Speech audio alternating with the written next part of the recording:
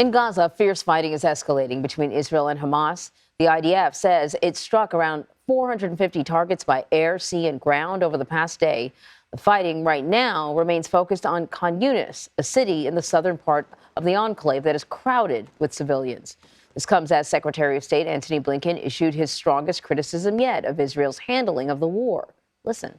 As we stand here almost a week into this campaign in the south after the end of the humanitarian pause, it is imperative, it remains imperative that Israel put a premium on civilian protection. And there does remain a gap between exactly what I said when I was there, the intent to protect civilians, and the actual results that we're seeing on the ground. A new video appears to show Israeli soldiers detaining men at gunpoint who were forced to strip to their underwear.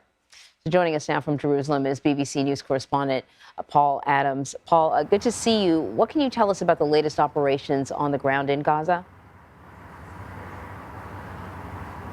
Well, they do seem to be accelerating. I mean, you had this huge number of Israeli operations over the past 24 hours or so from land, sea and air. You mentioned Khan Yunis, the largest city in the southern part of the Gaza Strip. The IDF said in a statement a short time ago, we launched a rapid, powerful and focused operation moving from tunnel to tunnel and house to house. This is going very, very quickly. They believe that Khan Yunis is a Hamas stronghold, which is very much how they've described two remaining areas in the northern part of the Gaza Strip, in Shejair and Jabalia, where there is also intense fighting going on. So there's new video now that's been circulating, and it appears to show Israeli soldiers detaining men who were made to strip down to their underwear. What are we learning about this video? What's happening here? So this seems to have been filmed yesterday, possibly the day before. I think, to be honest, it's shocking for those of us who are not in the military to see scenes like that. The men look humiliated. In one of the images, they are blindfolded with their hands tied behind their back and, as you say, stripped to their underwear.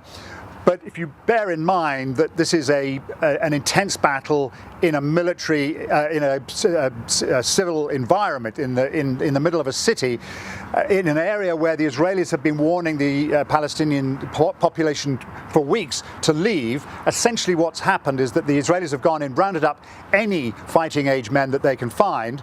They are processing them, and we already have learned today that they are starting to release some, because we learned already last night that among those people seen in those scenes were Palestinian journalists, people working for the UN and other agencies. So the Israelis recognize that they are being criticized for what seems to be a bit of a blanket approach to simply detaining everybody, but they do seem to be starting to release some of them now.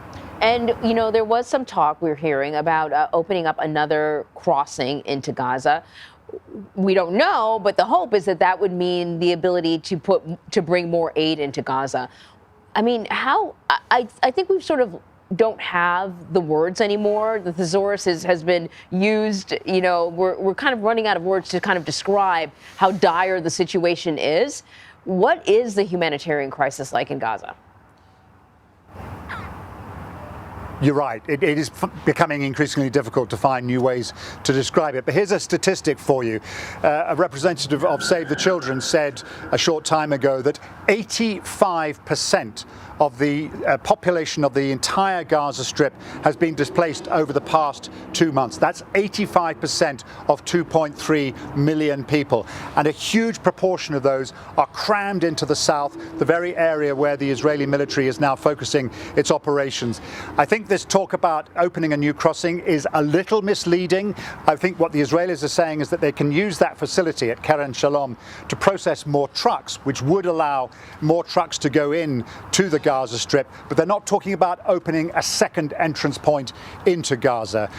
They know, the Israelis know, that the humanitarian situation is getting increasingly dire, and they know that they're under increasing pressure from the United States primarily to try and make the situation better. I think the problem is that Israel's military campaign is running so fast now that the international community, frankly, is struggling to keep up. Paul Adams, thank you so much.